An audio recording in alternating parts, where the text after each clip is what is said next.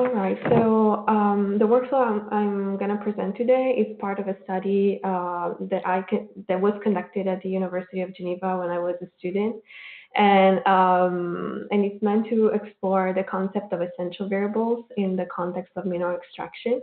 And in particular, we proposed a series of different possible candidates for essential variables for the extractive field, and developed one that is meant to target the SDG 15, so life on land, considering the impact mineral extraction have on forest area. We developed a workflow that is meant to estimate the surface of forest that is lost as a consequence of mineral exploitation. So as I say, the target that is the SDG target that is targeted is the 15, the life on land. And even if it doesn't exist on the UN repository, an indicator that is exactly this, there is one that has some similarities, that is the 15.3.1, and for an estimation of the land that is degraded over the total land area. So the workflow aims to operationalize the calculation of a variable that can monitor the influence of the mine installation on the forest area, and the area that we targeted was the Democratic Republic of Congo. And the workflow is implemented based on geospatial data on the forest cover and the surface occupied by the mining site expressed as mining concession.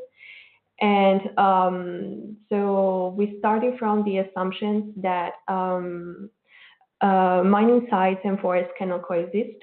So we considered mining concessions as potential extractive site, and implied that for every mining concession, there's going to be removal of vegetation in order to facilitate the construction of mining facilities.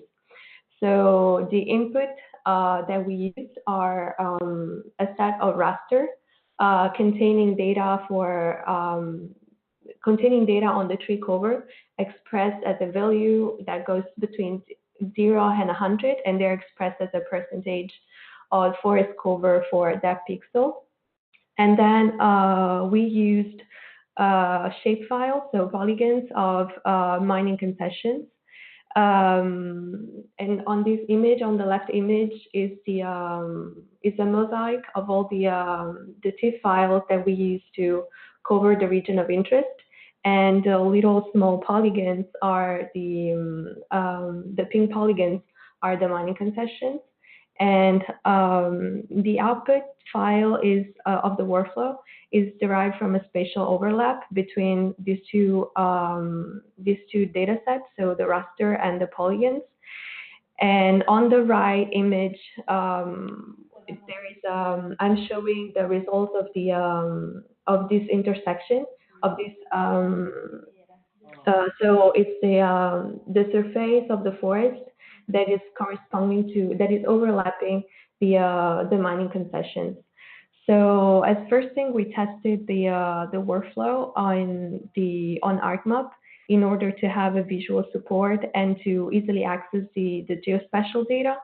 And later we converted it into a script a bash script that was conceived to automate the process of data treatment, and we used open source libraries such as GDAL. So this is the script that we developed, and it consists of a central part.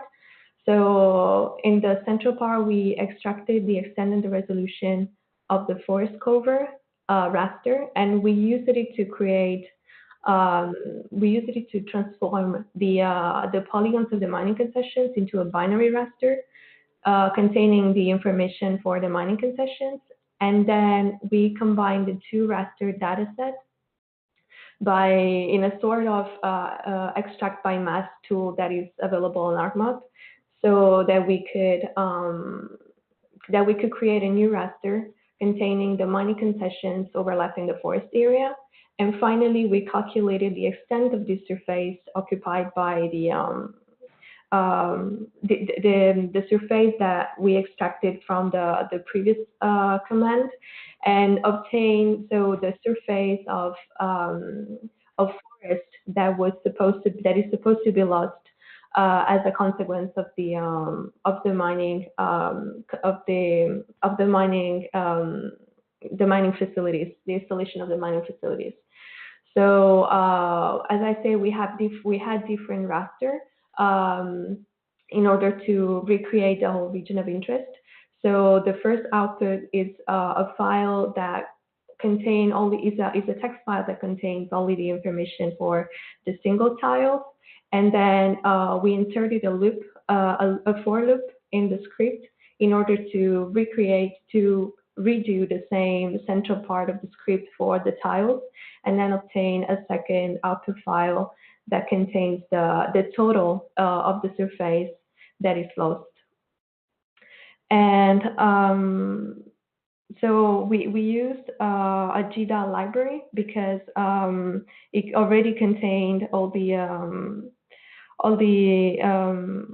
libraries and all the things that we needed to run the model. And after we tested this script on local, and once it was working fine, we transferred it into we went through the GitHub process and the Docker in order to transport the model on the VLab and try to run it on the VLab.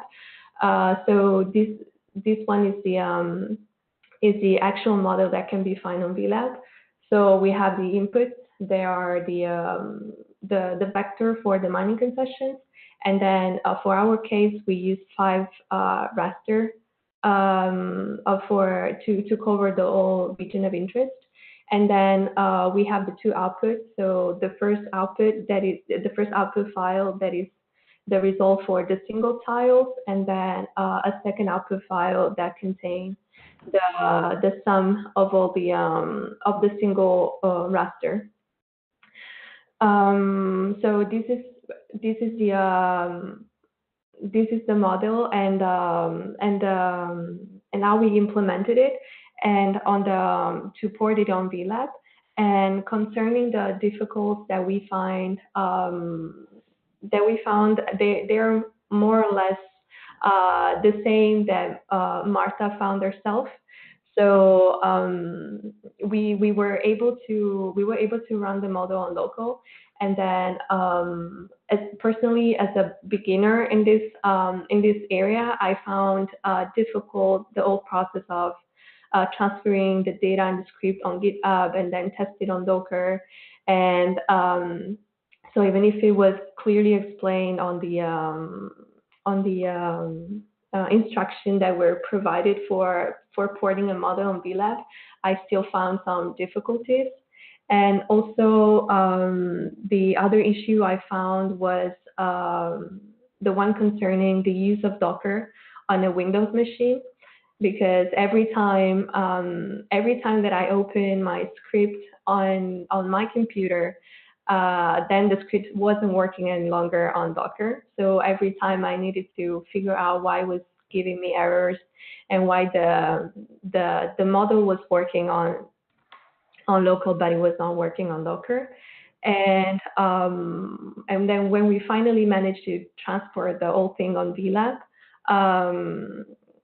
there were still issues concerning the why the model is working on Docker, but now it's not working on VLab, and the fact that when there was an error, the type of error, the origin of the error was not stated by VLab, so it was complicated to understand at what level we made a mistake.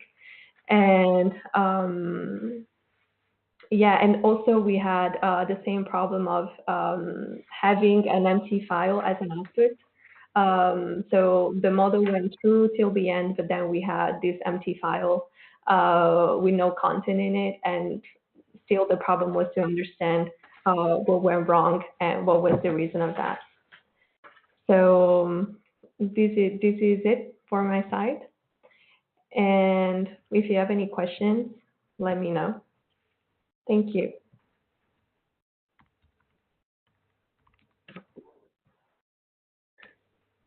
Thank you very much, Mariapaola, for this very complete presentation. I don't know, Mattia, do you want to react to some of these points? Yeah, well, more or less, it's what also we were discussing before.